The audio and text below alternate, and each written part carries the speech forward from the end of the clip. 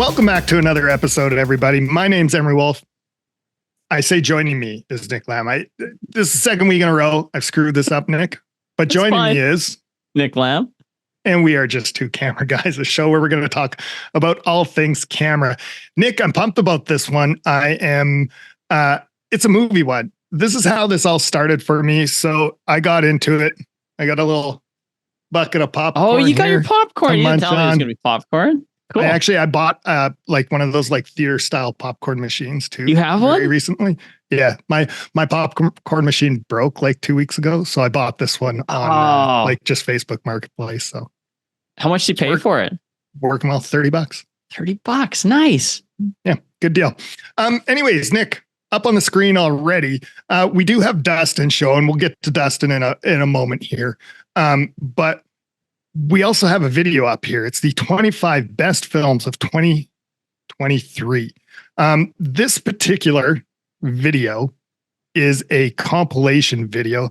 I'm actually going to turn the audio down on this and just play a little bit of this. This is one of the best compilation videos that I've seen for movies. Like this one is worth watching for sure. Yeah. So this David Erlich guy, whoever does this, he's also got this website, videocountdowns.com, where he's got a whole pile of them for every year. It's kind of interesting. I'm going to have to check those out. And then a GoFundMe. He's also raising money for certain things on there, so you can check that out. But basically, it is a montage, all set to music, of the best 25 films of 2023, according to this guy. I assume it's according to him. Don't really know for sure. And when he actually gets into it, it basically, so he starts at Act 1, and then it goes through each movie up until you actually see the name. A little intro with Barbie here too, I guess, until we see it. So it gives you kind of an idea of the movie, but it's not the movie trailer. Does that do it justice?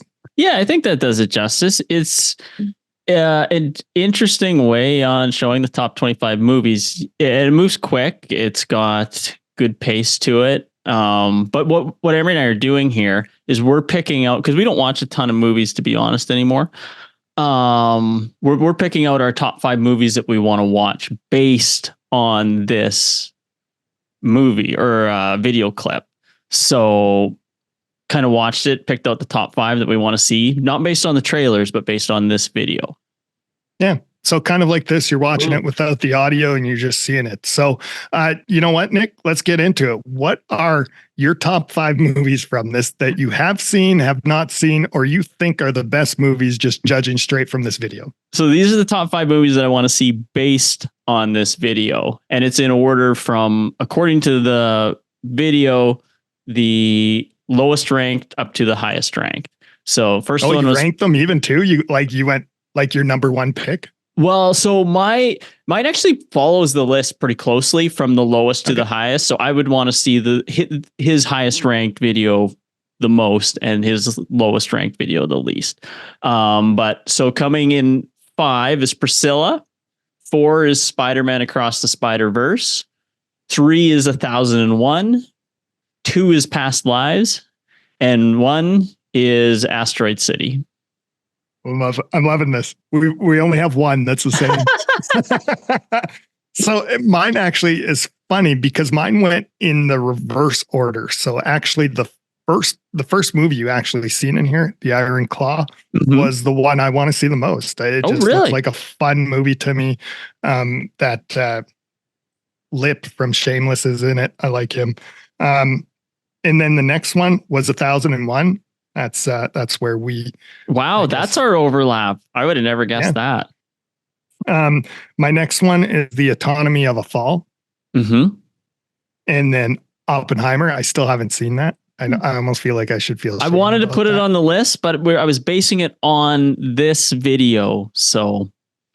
Yeah, honestly, and I was probably like skewed a little bit by that as well. But I mean, it's Chris Nolan. Love Chris Nolan. And then the 5th one was Killers of the Flower Moon. I also thought looked quite interesting. So, as I alluded to before, we have Dustin joining us tonight. Dustin, you're going to tell us, I think, how we've gone wrong and how we've gone right Okay, well, can we go through your list again, Nick? So, what was your number 5? Start with Priscilla. Because I haven't seen it. So Okay. go to your number 4. All right, Spider-Man Across the Spider-Verse. I will say that like I watched that with my kids because anything that's like looks like it's going to be a show that like I might like derive any enjoyment from, and it's like a show that they'll love, then I'm totally excited to see. And I thought I'm super into like meta modern narratives. So we're getting into like, multiple universes and that type of thing. And I thought it was really cool because they actually, with different universes, get different art styles. And like, so you could tell like they probably had a blast like creating it. And so I don't know. I thought it was pretty great. I don't like hate a ton of movies, so I'm probably just going to be like, great picks, guys. No, that's good. What's your next one, Emery? Let's go with yours next. You know what? Actually, before we get into that, Dustin, I want to know what makes you qualified to be answering this question for us. But nothing at all. I make films, but so do you guys. So right, so you make real films, though. We make advertisements. It's true. I'd put a commercial in my top 5. It was good. Appreciate it. How come you're watching? Nick says you watch a ton of stuff. How come you're watching all this stuff? Like, well, honestly, it's kind of like a date thing with me and my wife. She should probably be on here instead of me, but like we basically like when Oscar season starts, like maybe like the middle, like around the summer, I'm starting to look for what are the Oscar buzz films already, and then we try to watch them all. And so, and we usually every year we end up watching every single film and short film that has a nomination in the Oscars, which is a lot of films like in a year to watch. But so that's kind of like it takes over our date night for probably the next 3 months. That's all we'll be doing for date night. Does it matter to you, like whether you think the movie looks good or not, or do you just watch it because people? Oh, I love like good looking films. Like a film that would be on my top 5 would be Saltburn because it's like a beautifully shot film. I don't even know if it did theaters. It might have just been a Netflix thing, but.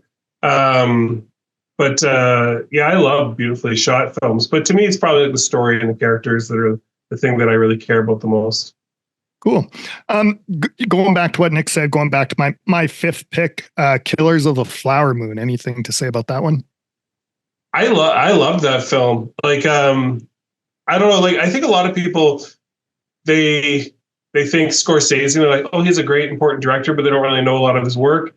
And then they watch one of his films and they're like, this is horrible. Why did he make this movie about these horrible people? And I'm like, I have a theory. I think Scorsese exclusively makes films about horrible people. In fact, this one, he's a little light. They could be worse, actually. Because like Goodfellas, horrible people. Wolf of Wall Street, horrible people. Like he's intrigued by horrible people. And he's intrigued by like he loves like Federico Fellini, the Italian filmmaker who always is known for like redeeming like crappy men kind of thing. And he's just got that same vibe about him. Have you seen this one?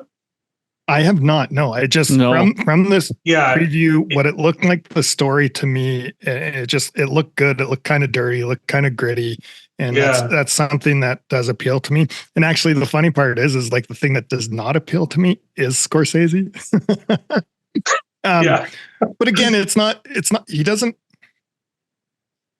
specifically him that doesn't appeal to me. Like The Wolf of Wall Street, I think is a great movie. But I don't follow like that many directors. I basically have like 2 who I get like excited for movies. Who are your 2? Can I guess? Just by looking at your kitchen. Okay. I'm going to guess. Is it Christopher Nolan and Fincher? Oh, wow. Yes, 100%. It's those 2. Yes. Did I got them both? Yeah. Wow. Wow. Like Fincher is like, I absolutely love everything he does. It hurt me not to pick, what was the movie called? The Killer. Yeah, The Killer. But I actually did watch The Killer the second it came out.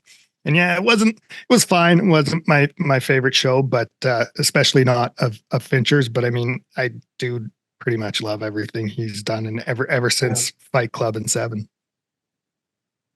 Yeah, but I will say about Killers of the Flower Moon, like it's based on a true story. It's basically like there's the Osage people were regulated to this one small patch of land that was like just really crappy for farming, and which was a thing that happened. It happened in Canada a lot too. They're like, what's the worst land? That's where the reservation is going to be. But they just kind of lucked out, and it ended up being like tons of oil on that land. And so the Osage people were like the richest people in America at that time, per capita or something like that. So it's like and then you just have a lot of people started to kind of come in and like try and get a piece of it. Right. And there's people specifically who would marry in to, an indigenous woman and then murder her. Oh, wow. And so that's kind of what the show is about. Whoa. Yeah. That's a little heavier than I thought it was. Yeah. Yeah. So it's crazy. And then I was like, this can't be true. And I started looking up the history of like some of this stuff, because like some of the stuff, I'm like, this is a little far fetched. Like that I won't give away any spoilers, but that they'd be willing to go this far. But it's worse. The history is worse than yeah. So basically, but it's still pretty deplorable. Yeah, and what I'm hearing, Nick, is basically my first pick is a big thumbs up from Dustin. Big thumbs up, nice. So my next pick is their only shared pick, 1001. I didn't see it. Okay. Have you seen the trailer? What about it? I haven't. I don't. Yeah, I just saw the thing on the video. But what drew you guys to that pick? So for me, it was I love New York City, and so this took place in New York. I'm a big sucker for movies that take place in New York, and this one looked like, what was it, 80s or 90s? Emery, what was the year? Do you think that it was a period piece? I would say like late 70s, early 80s. Or 70s, yeah. I love period pieces as well, especially in a famous city like New York. And then it just looked like that classic story of the single mom and the kid, and then the kid's going to do something great with his life. And really, that's all I got from the video, but it just looked cool, like the way it was shot. And it looked like it would be quite a... It felt like that good like relationship thing between the mom and the kid. And it's one of those things, I think it's going to go either one of two ways, which is like horribly depressing or like totally triumphant. And I don't entirely know which way it's going to go. And I think that might be like part of the appeal. Like, how does this actually go? But that feeling, that relationship between the mother and child, I think is really what drew me in. It's a simple story. It's a classic story. It's just something that I think should be good. Yeah. Well, one of you has on your list a film that I think is like the saddest film of the year, but is it Oppenheimer? Because that was my next one. No, I like that should have been. I mean, but it's. I thought Oppenheimer was a laugh riot. I don't know. I'm just kidding. Nick, have you seen it? No, I thought Oppenheimer. Yeah. Did you see it, Nick? Yeah. I haven't seen Oppenheimer yet. It's on my list. I am going to see it, and it would be in my top 5 movies that I'd want to see in general if I was going to pick it for right now. But no, I haven't seen it yet. Yeah. Well, one of the main reasons that I like made a point to see it was because Carrie was in San Francisco at the time when it was out, and she was going to see it in San Francisco because they have an IMAX theater there. And then they said, oh, actually, there's only like 12 theaters in North America that are showing it. And Regina happened to be like one of the 12. So I was like, oh, this is really special. Like, just because we happen to have an IMAX. And then it was sold out for like like over a month for sure. I can't remember I don't know how long it went for, but it was like sold out every night. And it was a real experience. Like, cause I saw Tenet in IMAX too. And I was like, I wasn't super into it, but I don't know. There's something about like, yeah, like seeing Oppenheimer in IMAX. I don't know if I would have felt the same if I was watching it on my phone, but because the sound is crazy, especially when they get a lot of these like kind of explosion cutaways that they do throughout the film. Even though there's not as many explosions that you would think, but yeah, it was really an intense film. I loved it. Yeah. So in the Barbie versus Oppenheimer, which side did you take?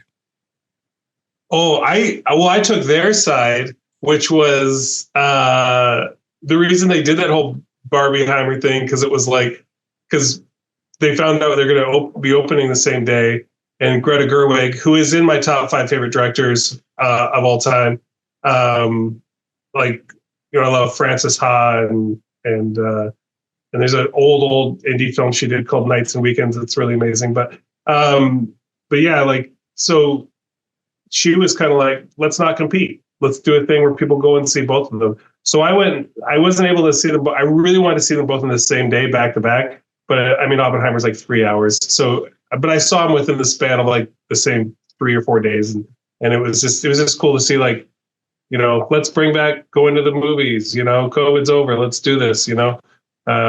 So I don't know. I can't say I liked one more than the other. They're so connected in my mind for no reason. I don't know.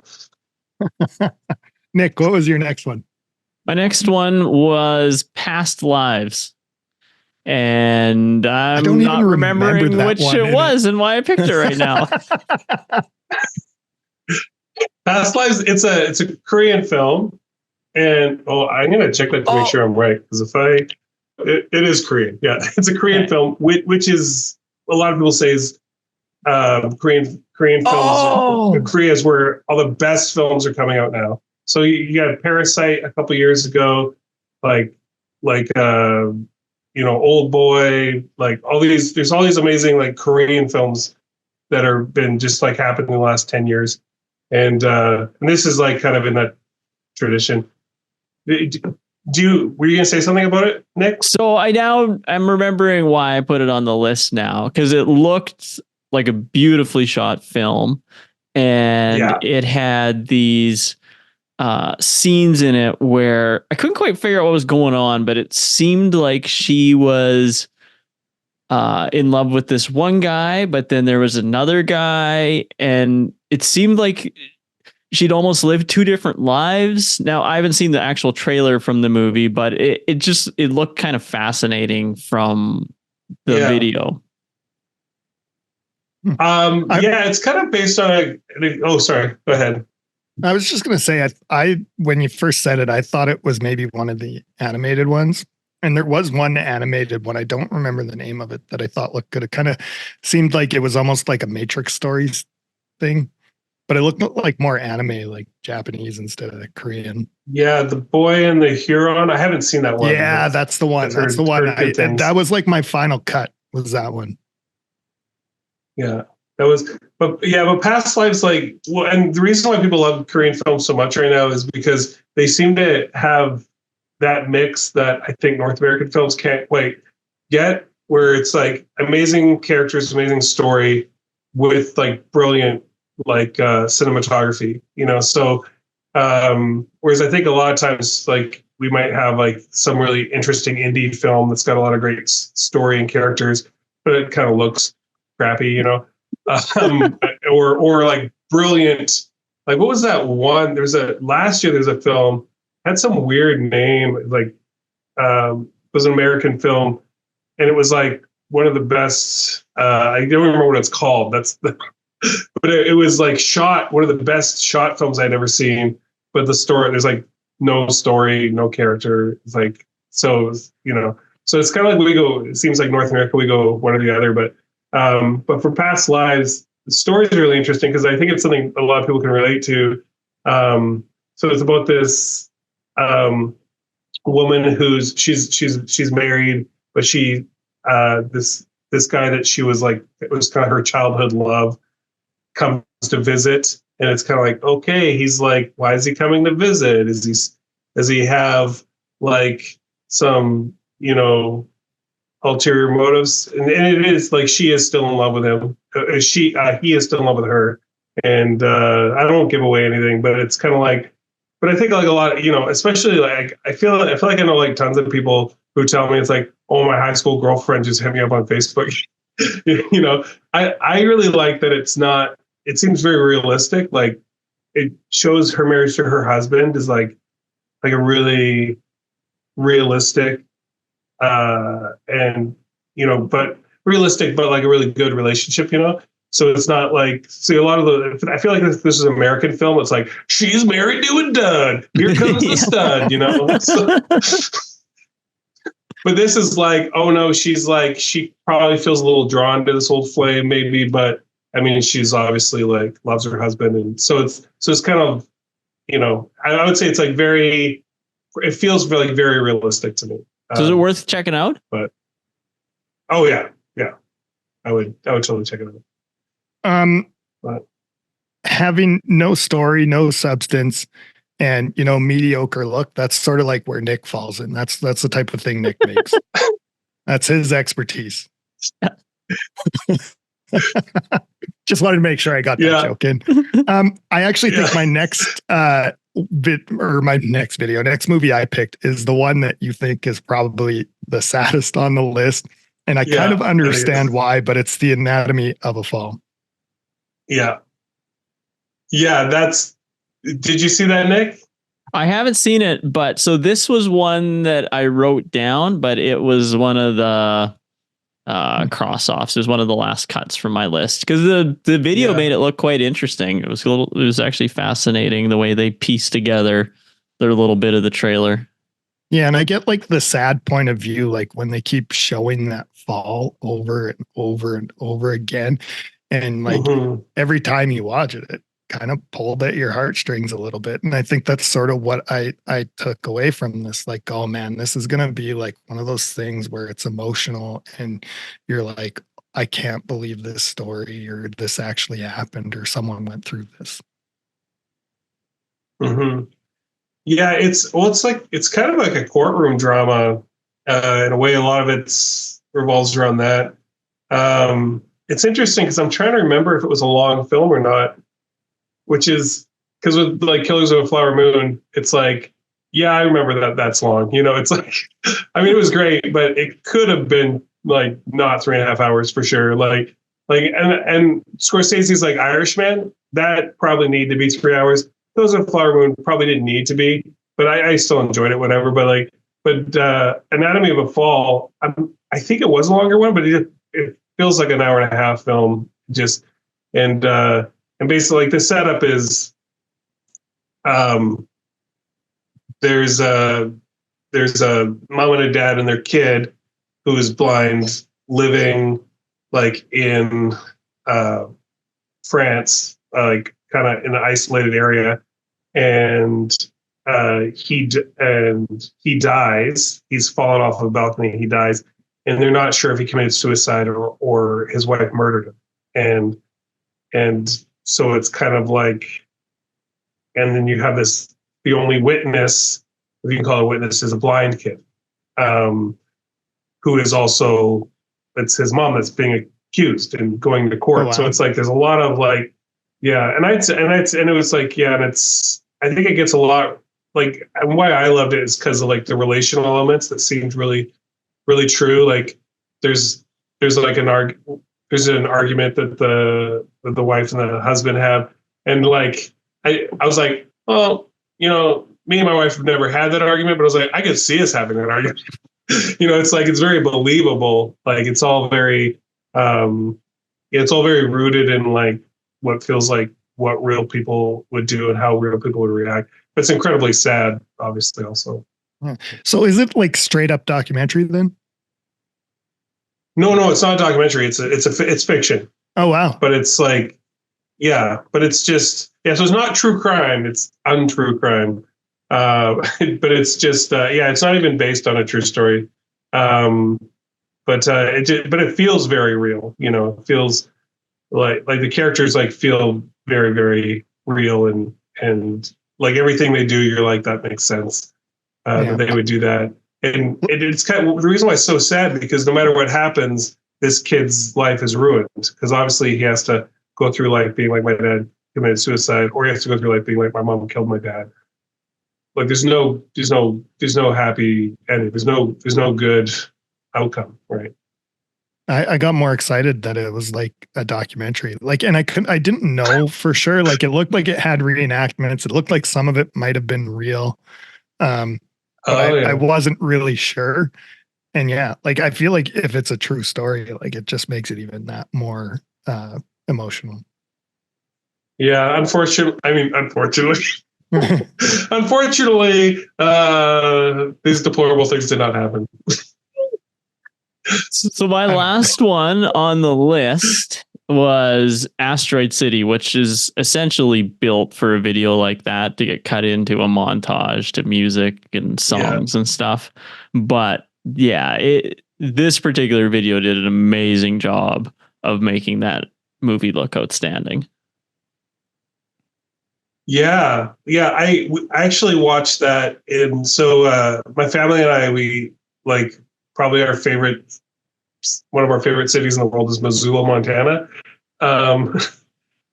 They have a lot of like bands that go through, so it's a 10-hour drive, but you can see basically all the bands that don't come up to Canada. You can go and see.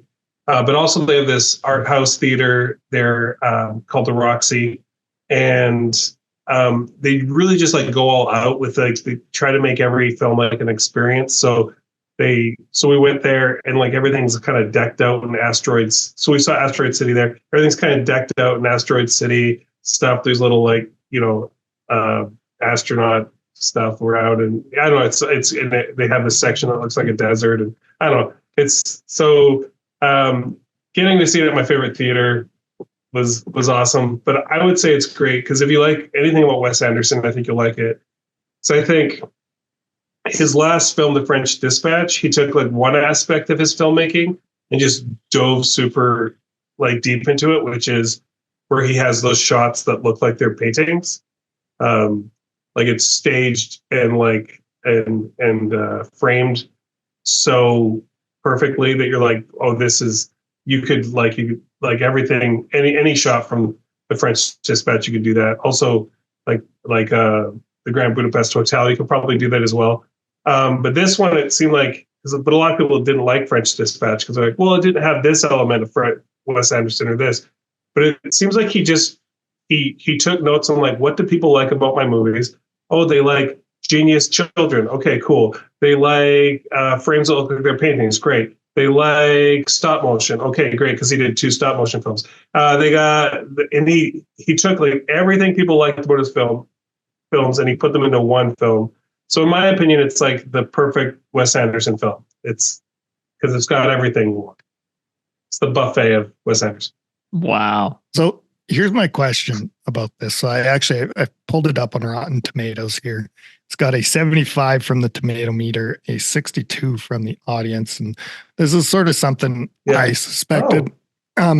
Is Wes Anderson and this Wes Anderson style overrated? I think it's immediately recognizable. And I guess, I don't know. It was interesting because like, did you notice that there's that trend? It's like, make your life a Wes Anderson film that happened this year. Yeah. So it's not like his style or his techniques are like impossible to replicate. And a lot of people do. And a lot of stuff he takes from like the French New Wave or whatever. So it's like, but I don't know. Like I like his style, but I don't know. For me, it's like I like it when like the story is really interesting. So I think so. It was interesting that a lot of people didn't. I didn't know it was so low on the audience. But I wonder if French Dispatch would be lower because that had much less story to it, I felt, and this had a lot more going on. Plus, Tom Hanks was like finally in one, so that was nice. So French Dispatch, if it'll let me click into it, 75 on the tomato meter, 76 from the audience. Oh, people liked it more. Okay, so I don't know what I'm talking about. Nick, So what's your? I could see people maybe getting a little sick of his style or something like that. I don't know. Maybe that's it. I don't know why people didn't like it as much. It's super funny because, well, Nick would know too that like when I get things, I get very particular about things in straight orders and buckets, and I kind of like it like that, which is 100% what Wes Anderson does. But I always find myself watching his movies just like that looks pretty, but I hate this like washed out saturated thing he's doing and how everything's so flat and then I don't know if his stories are fine.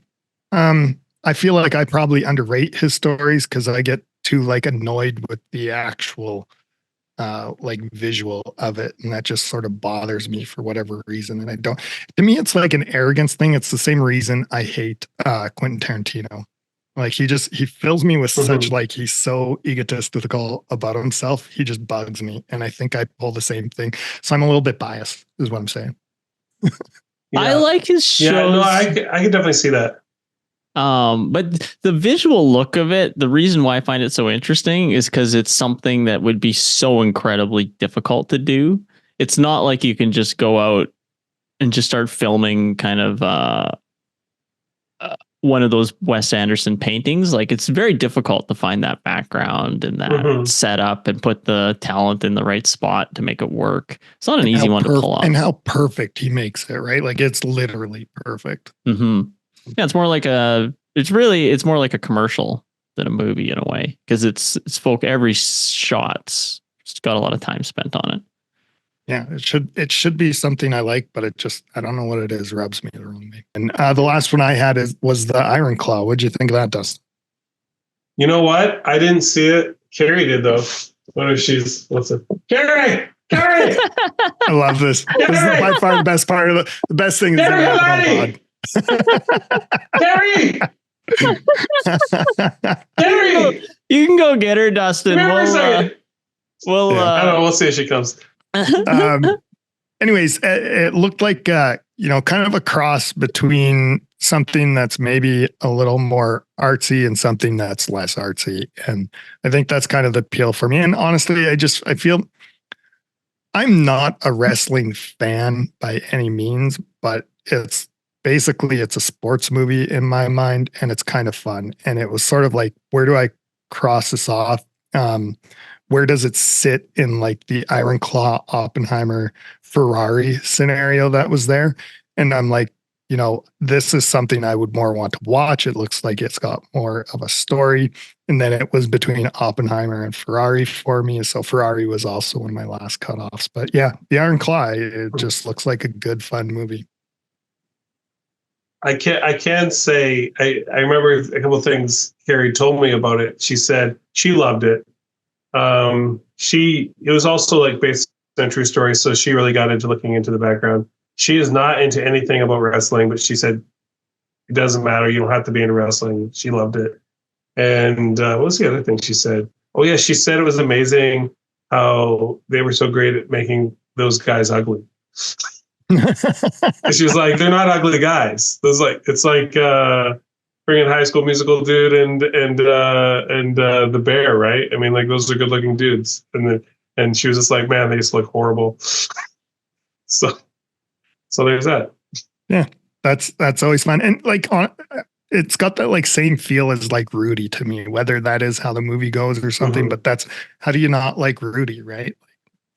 Anyways, so that is our list. That's sort of our wrap up. Dustin, you've got a top 5 recommendations for us? I do.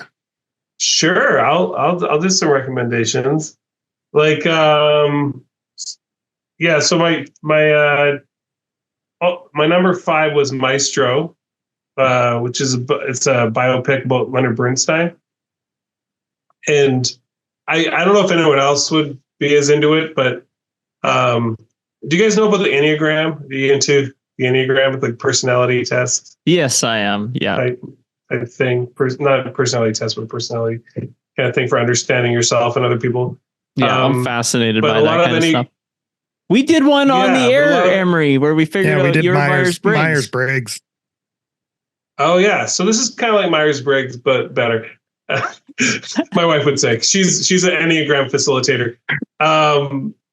But yeah, so a lot of Enneagram people in the Enneagram world, they also really get into dissecting characters.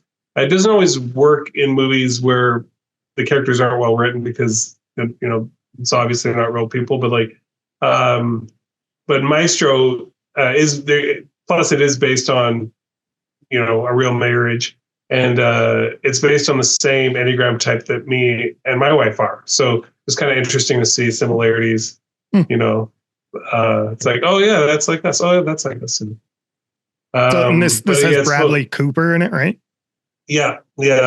Bradley Cooper is Leonard Bernstein, and it's really interesting. And it was interesting just to see more about because I've liked some of Leonard Bernstein's classical pieces, like he did The Rite of Spring, a version of that was really amazing. But yeah, so that was a great biopic. Number 4 was Anatomy of a Fall.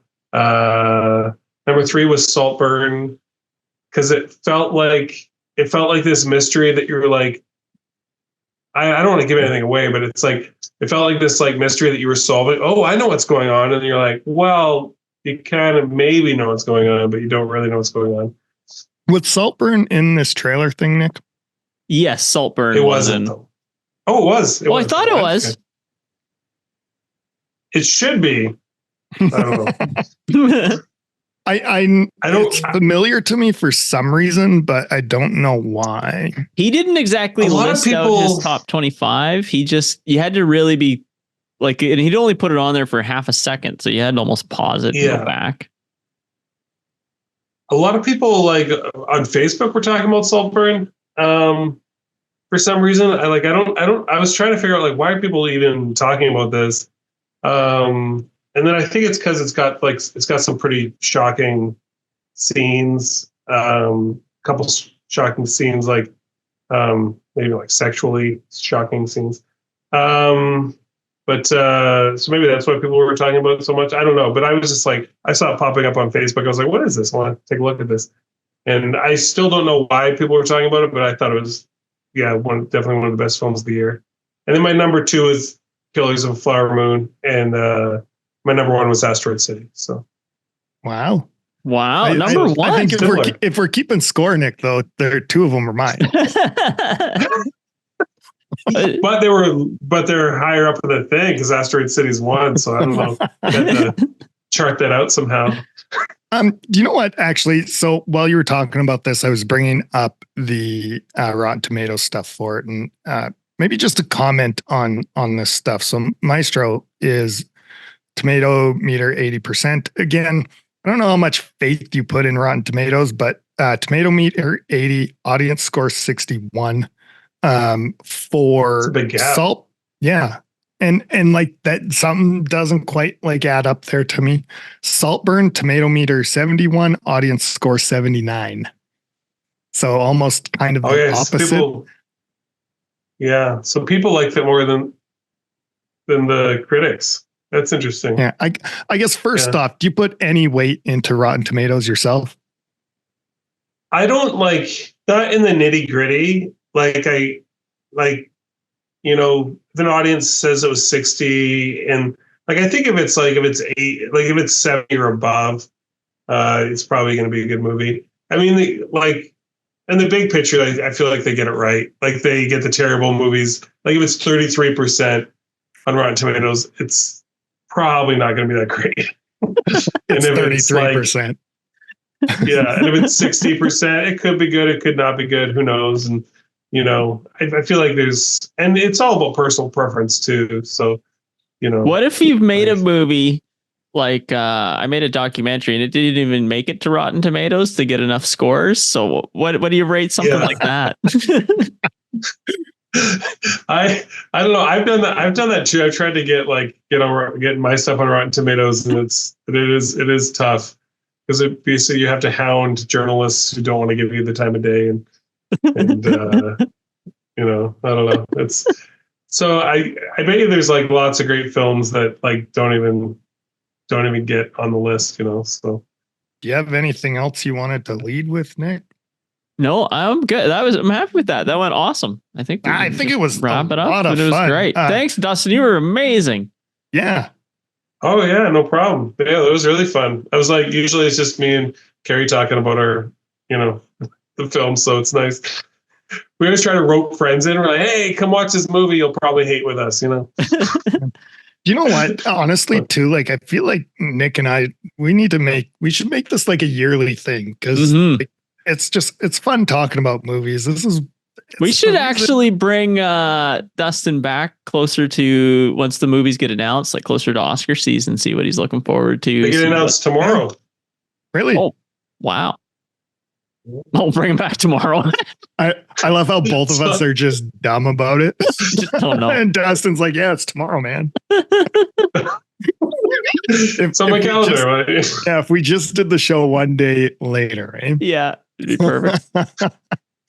We could have got over the nominees. Yeah. I mean, movies are why I got into this in the first place, right? And Nick, I assume it was sort of the same thing for you, watching a lot of content, enjoying things, and you're curious of how to make them, and then you get into it and you want to have fun making it, and that's kind of what it's all about. So, like I said, I honestly, frankly, think we should make like a yearly movie thing just to have some fun. It's fun to talk about.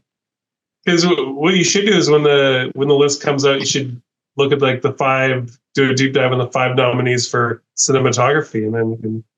Oh, there we go. Bad idea. Yeah, that's a good idea. And it's in the camera vibe. Do you know what? Actually, speaking of like totally random things, Nick, I've been like killing myself to tell you this, but I picked up something over Christmas. I've been excited to show you. Okay. I got it for $3 at the gift and thrift in Lanigan, which is like Value Village. Hockey Gold 2010. Is that the DVD series or is that a book? Yeah, no, it's the DVD series. So $3. I'm going to watch all the Canada games in the Olympics from 2010. I think it's going to be fun.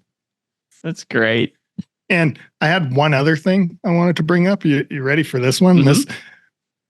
This is how you're going to see, Dustin, that this show can go totally off the rails. Okay. It's usually Nick doing it, but today it's me.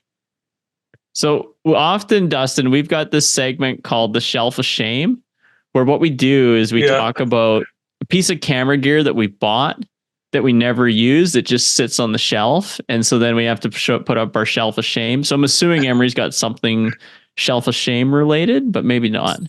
Sort of. I bought a new hockey stick, Nick. Oh, no. How much did you spend on that stick? That's what I want to complain about. Yeah, it is just a hockey stick. And after taxes, it was $175. Oh, no. Like, why? There's no reason that should be a thing. When I was a kid, sticks were $30 and that was an expensive stick. Now 170, like 25 years later. Wow. What is this crap? Garbage. But you didn't bring have back to shimmy. Yeah, right. You made it sound like you had to buy it though. I did. I broke my other stick. The $180 one you didn't have to. I sent Lane a text to see if the Pats were like giving away sticks. He's like, no. God, man, this sucks.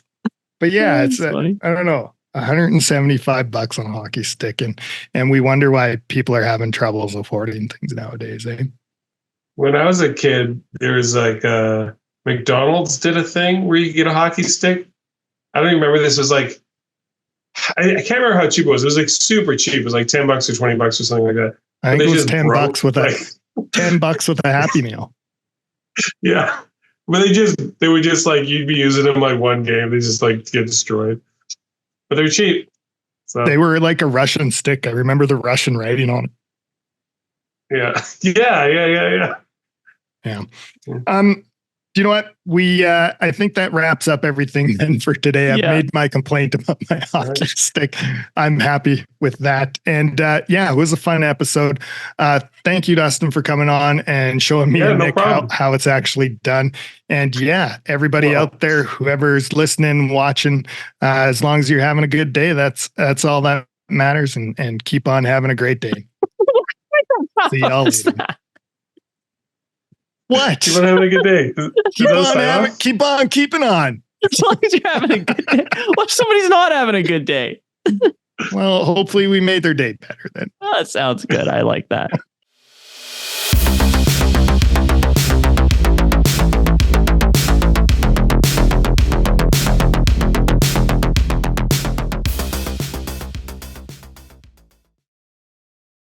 Oh, okay, good. It looks like your ears you've got about that to thing fall stretched out, to.